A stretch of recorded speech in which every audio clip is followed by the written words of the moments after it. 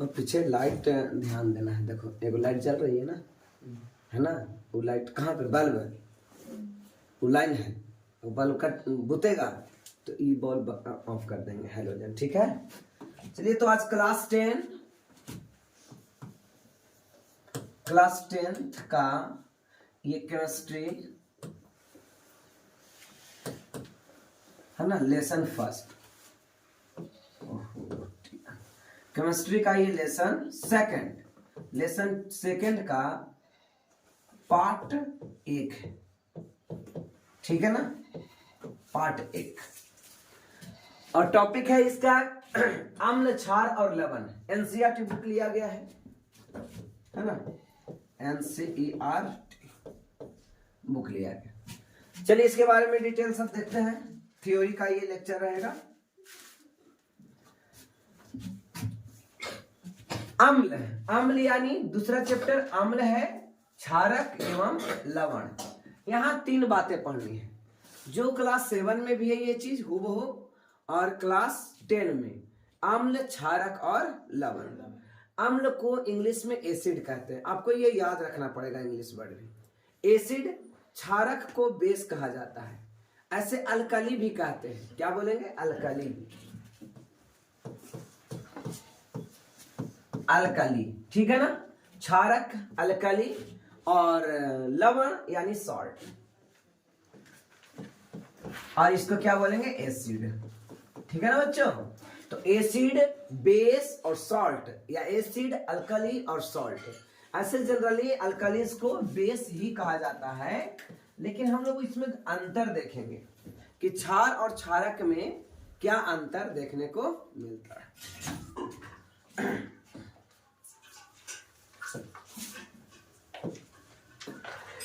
कह रहा है, आपने पिछले कक्षाओं में अध्ययन किया होगा कि भोजन का खट्टा, इसका भोजन का, देखो तो इसमें नजर आ रहा है ये वाला, पढ़ पा रही है, भोजन का खट्टा एवं कड़वा स्वाद भोजन में विद्यमान यानी मौजूद होते हैं। ठीक है ना, जब भोजन खट्टा होता है तो उसमें अम्ल होता है। क्या होता है, अम्ल, यानी खट्टा यानी अम्ल, और कड़वा यानी क्षार।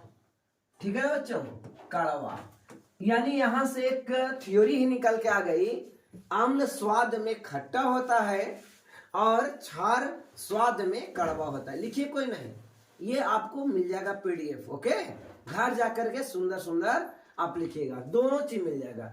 इधर जो मैं लिखूंगा वो भी और ये भी, एकदम स्लो धीरे धीरे क्लास चलेगी, है ना। वीडियो को आप स्पीड में भी देख सकते हैं, दोबारा तिबारा देख रहे हो तो स्वाद, भोजन स्वाद में कैसा होगा, खट्टा होगा तो उसे अम्ल यानी एसिड कहेंगे, और यदि भोजन स्वाद में कड़वा होगा तब उसे हम क्या बोलेंगे, क्षार बोलेंगे। क्षार या क्षारक या अल्कलीज बोलेंगे, है ना। विद्यमान मतलब होता है मौजूद, अम्ल, एसिड और क्षारक, बेस। यदि आपके परिवार में कोई सदस्य अत्यधिक भोजन करने के कारण अम्लीयता से पीड़ित हो तो आप कौन सा उपचार सुझाएंगे, है ना। अगर अम्लीयता से पीड़ित हो तो कौन सा, नींबू पानी, सिरका, बेकिंग सोडा का विलयन, है ना। अगर अम्लीयता, पेट में अम्लीयता बढ़ गया है, अम्ल की मात्रा पेट में बढ़ गई है ज्यादा खा लेने से, तो क्या वो पीना पसंद करेगा कि अम्लीयता खत्म हो जाए, ये आपका क्वेश्चन है। नींबू पानी, सिरका या बेकिंग सोडा। ठीक है ना, तो आपके पास 3 ऑप्शंस है, या नहीं और ये 3 में कौन, या तो नींबू पानी, या तो बेकिंग सोडा, या फिर सिरका। सिरका को विनेगर कहते हैं, है ना। जो सिरका किस एसिड से प्राप्त होता है, एसिटिक एसिड से, तो वो भी एसिड है और नींबू भी एसिड है ना। तो इस प्रकार से हम यूज करेंगे baking soda. Baking soda base होता है, क्या होता है, बेस, और पेट में अम्ल की मात्रा बढ़ गई, ठीक है, तब बेस जब डालेंगे तो क्या हो जाएगा, न्यूट्रल हो जाएगा, यानी अम्ल का वैल्यू खत्म हो जाएगा। समझ में आ रहा है, तो इसलिए हम इसमें क्या डालेंगे, बेकिंग सोडा का विलयन, यानी आपका राइट आंसर क्या आ जाएगा कि बेकिंग। जब आपके परिवार में किसी को पेट ज्यादा खा लेने से पेट में क्या हो जा रहा है, अम्लीयता की मात्रा बढ़ गई तो नींबू पानी नहीं पिलाएंगे, सिरका नहीं पिलाएंगे। क्षारीयता की मात्रा बढ़ती तो नींबू पानी और सिरका पिलाते। समझ में आ रहा है? क्योंकि न्यूट्रल करना है। क्या करना? न्यूट्रल करना। कहता उपचार बताते समय आप किस गुण धर्म का उपयोग करेंगे? तो उपचार बता रहे हैं ना, यही तो कि आप ये लो ये लो ये लो, तो आप किस गुण धर्म का उपयोग किए? तो हमने क्या दिमाग में लगाया कि एसिड को जब बेस से अभिक्रिया कराएंगे तो सॉल्ट बनेगा जो उदासीन होता है। ए लड़की कहाँ ध्यान है? जो सॉल्ट बनता है वो क्या होता है? उदासीन होता है। और जो अगर हम बेस से रिएक्शन कराएंगे एसिड का तो हमारे पेट में क्या है? एसिड पहले से है, तो बेस डालना होगा, इसलिए क्या यूज करना है? Baking soda. तो अब किस गुणधर्म का उपयोग किए?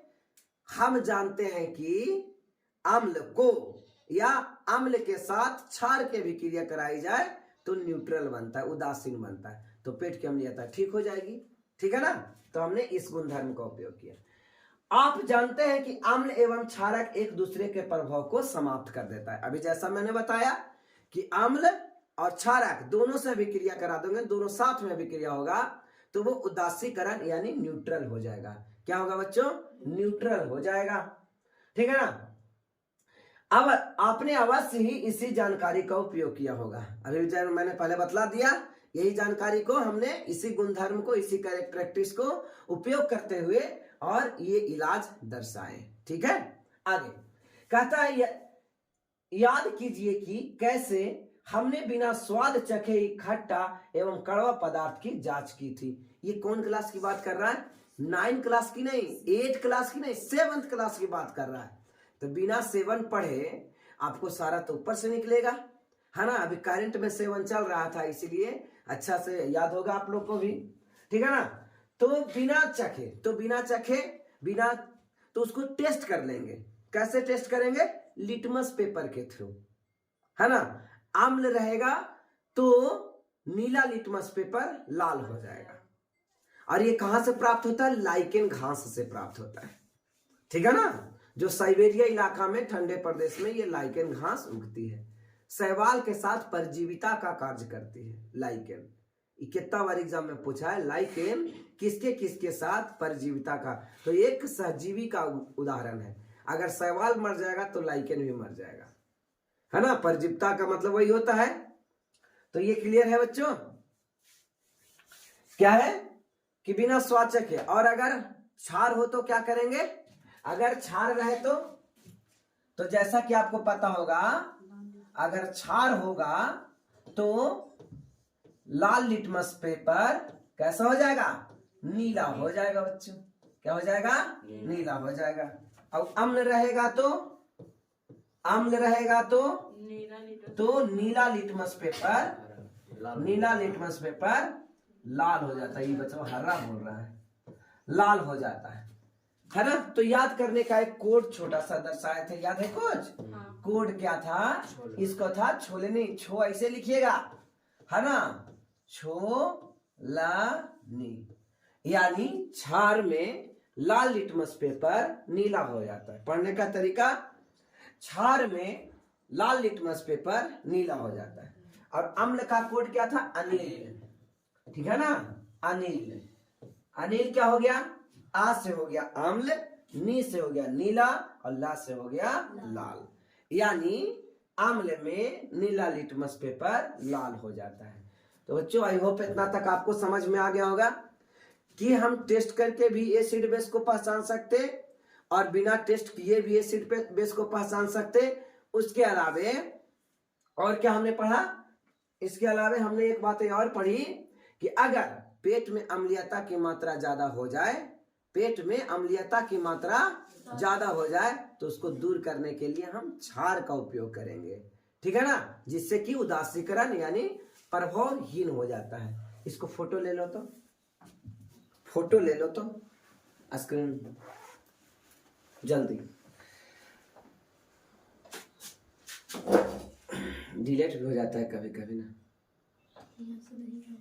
अरे वहां से नहीं तो उठो, दूसरा के दो, नहीं तुमको बुझाता है तब। हो गया क्या? इसको भी ले लेते हैं। ना ना ना, उसको छूचा नहीं, बंद नहीं होगा ना ना करो, बंद ना होगा। अब हो गया था, नहीं ठीक है, हो गया चलिए हो गया बच्चों। तो हर बार इसी ले लेना होगा मैं स्क्रीनशॉट को। आगे देखते हैं। तो आपने एसिड और बेस की कॉन्सेप्ट थोड़ी सी जानकारी ली, ठीक है ना। चलो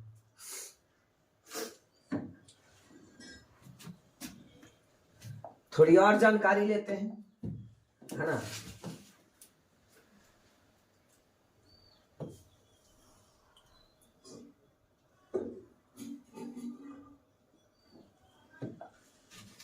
चलो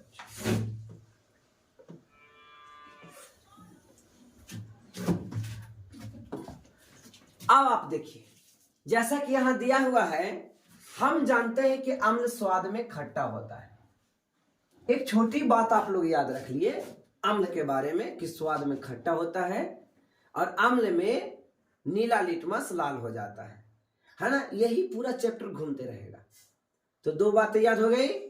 और इसके जस्ट अपोजिट, स्वाद में कड़वा होता है, वो क्या रहेगा? क्षार रहेगा। कैसे कड़वा मतलब क्या होता है? चूना खा के देखिए, जैसा लगेगा तो समझ जाए कि वही कड़वा है ना। तो अम्ल स्वाद में खट्टा होता है, यह नीले लिटमस पेपर को लाल कर देता है। ये तो मैंने अभी बतलाया किस कोड से? अनिल नामक कोड से। अनिल में यानी अम्ल में नीला लिटमस लाल हो जाता है। नीला लिटमस क्या होता है बच्चों? लाल हो जाता है ना। याद रखोगे, ये छोटी छोटी बातें हैं। अम्ल में नीला लिटमस पेपर कैसा हो जाता है? लाल हो जाता है। क्लियर? जबकि क्षारकों का स्वाद कड़वा होता है। क्षारकों का स्वाद कैसा होता है? कड़वा होता है। और लाल लिटमस पत्र को नीला कर देता है। ठीक है ना। लाल लिटमस पत्र को क्या करता है? नीला कर देता है। छोटी छोटी बातें हैं, बार बार रिपीट हो रही है। और यही एग्जाम में क्वेश्चन भी आएगा यहां से 1 नंबर का। ठीक है ना। हल्का क्वेश्चन यहां से आएगा। अब नहीं कि भारी भारी पढ़ लिए और ये हल्का है ना, कौड़ी भारी का क्वेश्चन आपको नहीं बन पाया। कहता है यह क्या करता है? इसके अपोजिट, लाल लिटमस पत्र नीला कर देता है। इसका कोड क्या था? छोलनी, है ना। यानी क्षार में, किसमें? क्षार में लाल लिटमस पत्र कैसा हो जाता है? नीला हो जाता है। यही तो हमारा कोड था, है ना। लाल लिटमस पत्र नीला। लिटमस क्या है? आ जाए लिटमस क्या है? तो देखो, आपको लगे लिटमस क्या है, इतना सुने हैं लेकिन समझ में आ रहा है? लिटमस ऑप्शन में मिलेगा। लिटमस क्या है तो कहेंगे यह एक इंडिकेटर है, और ये नेचुरल इंडिकेटर यानी प्राकृतिक सूचक है। क्या है बच्चों? प्राकृतिक सूचक है। ठीक है ना। तो लिटमस क्या है? यह एक प्राकृतिक सूचक है। पॉइंट याद रहेगा। लिटमस क्या है? प्राकृतिक सूचक है। ठीक है ना। तो आप लिख सकते हैं लिटमस एक प्राकृतिक सूचक है। पॉइंट क्या लिख सकते हैं? लिटमस, है ना। लिटमस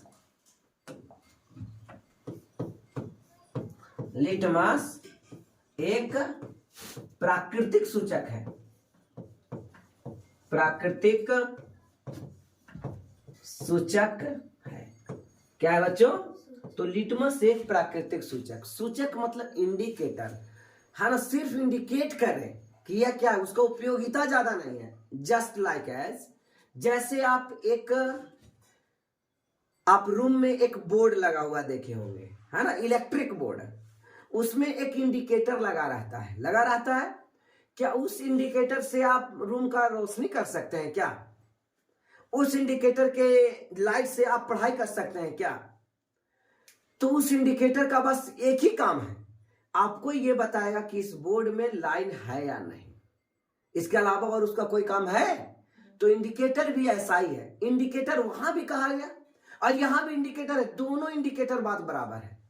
ठीक है। ये लिटमस को बताता है, सॉरी, ये अम्ल और क्षार को बताता है, और वो आपको बताता है कि इस बोर्ड में लाइन है या नहीं लाइन है। दोनों लिटमस पेपर, वो इलेक्ट्रिक इंडिकेटर है और ये नेचुरल इंडिकेटर्स है, जो क्या बताता है? अम्ल है कि क्षार है। समझ में आया इंडिकेटर? लेकिन इंडिकेटर का महत्व और ज्यादा प्रभाव नहीं है, बस यही छोटा सा काम है, एसिड या बेस बताना और बोर्ड में लाइन है या ना है लाइन ये बताना, उसके अलावा और कोई इंडिकेटर का कोई काम नहीं है।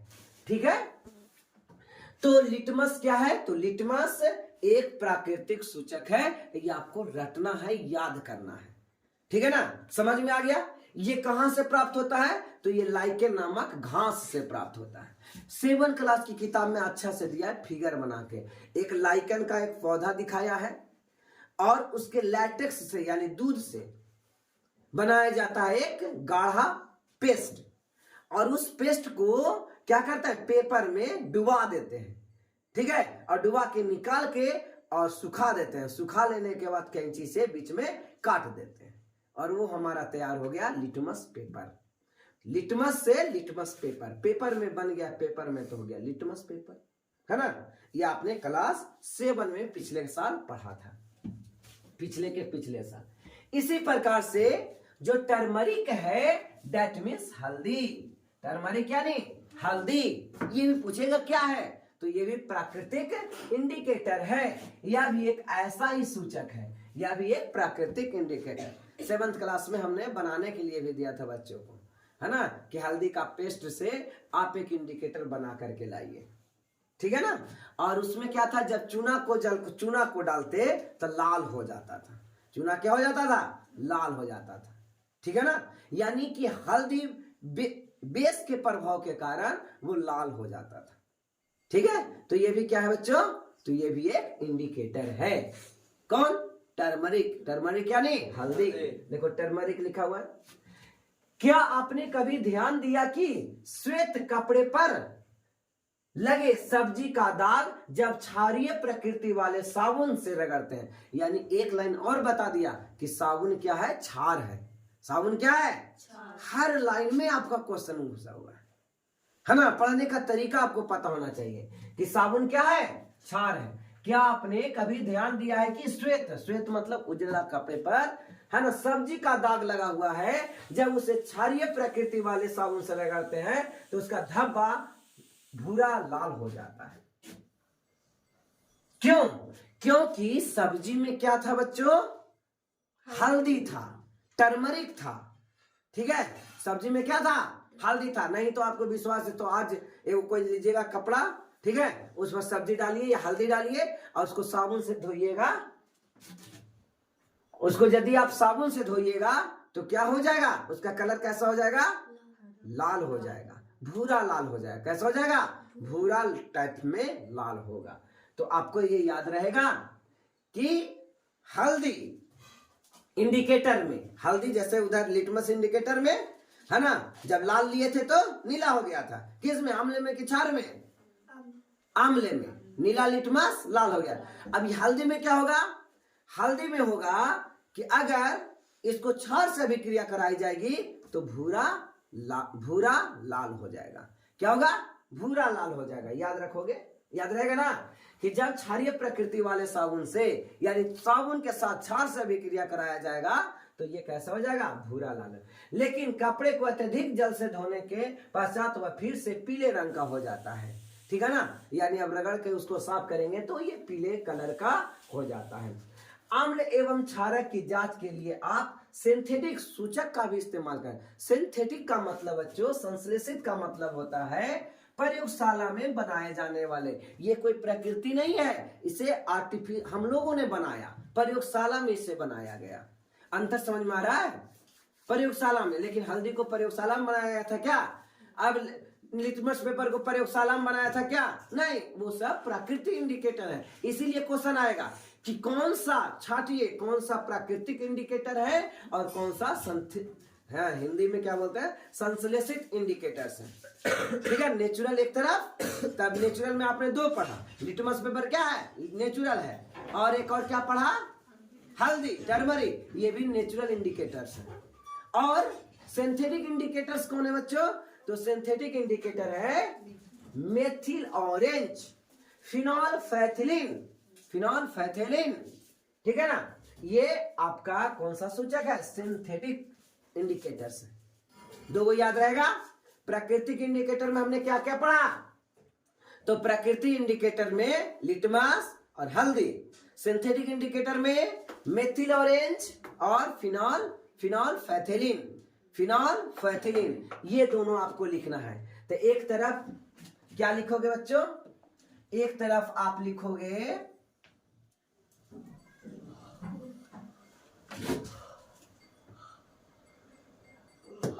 अरे तो पूरे कर,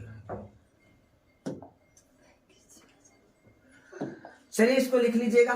क्या लिखिएगा? एक तरफ लिखिएगा प्राकृतिक सूचक और एक तरफ लिखिएगा संश्लेषित सूचक। कौन सा? संश्लेषित सूचक। प्राकृतिक सूचक में एग्जांपल क्या दोगे? एक तरफ लिटमस और दूसरे यहाँ पे हल्दी। क्या? हल्दी। और इधर क्या दीजिएगा? Methyl orange.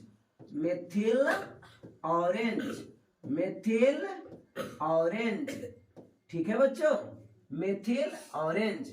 और एक को क्या होगा? फिनॉल फैथिलीन।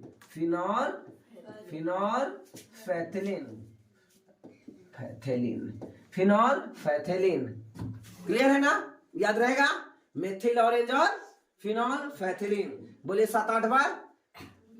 मेथिल ऑरेंज और फिनॉल। हाँ, और घर में जब वीडियो देखना है तो वहां भी 7-8 बार बोलना है, समझे ना? आपको क्लास एकदम लगना चाहिए कि आप घर में ही क्लास कर रहे हैं। ठीक है ना? मेथिल ऑरेंज और फिनॉल फैथिलीन, मेथिल ऑरेंज और फिनॉल फैथिलीन। क्लियर है?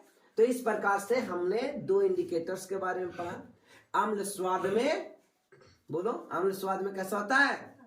खट्टा होता है। अम्ल स्वाद में खट्टा होता है। और क्षार स्वाद में नीला लिटमस लाल हो जाता है। किस में? आम्ल में या है ना? तो आम्ल में नीला लिटमस लाल हो जाता है और लाल लिटमस नीला हो जाता है। किसमें? क्षार में, है ना? इंडिकेटर के बारे में पढ़ा, सूचक के बारे में, कि बिना टच किए और बिना टेस्ट किए, तो टच करके चेक करेंगे किससे? 7 बज गया, 6:30 हो गया, या आप क्लास नहीं चलेगी। अच्छा, बस इतना कर लेते हैं।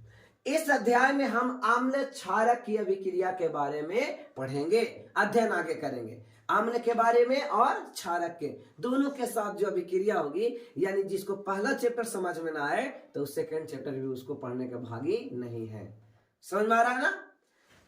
हमें जानकारी प्राप्त होगी कि आम्ल एवं क्षारक कैसे एक दूसरे के प्रभाव को समाप्त कर देते हैं। अभी हमने देखा था कि पेट में जब अम्लीयता की मात्रा बढ़ गई तो हमने क्या लिया? इनो लिया, या फिर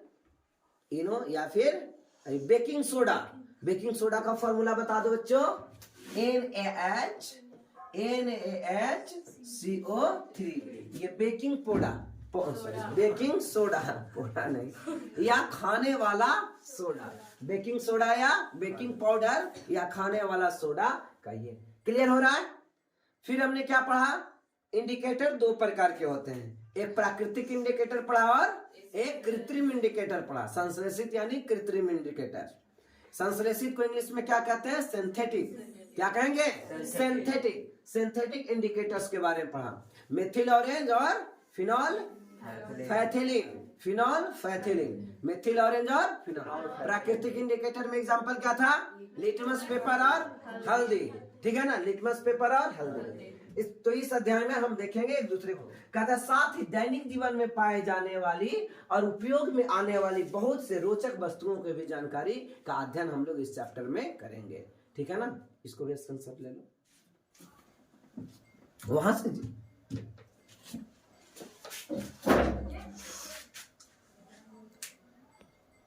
अब बंद कर दो।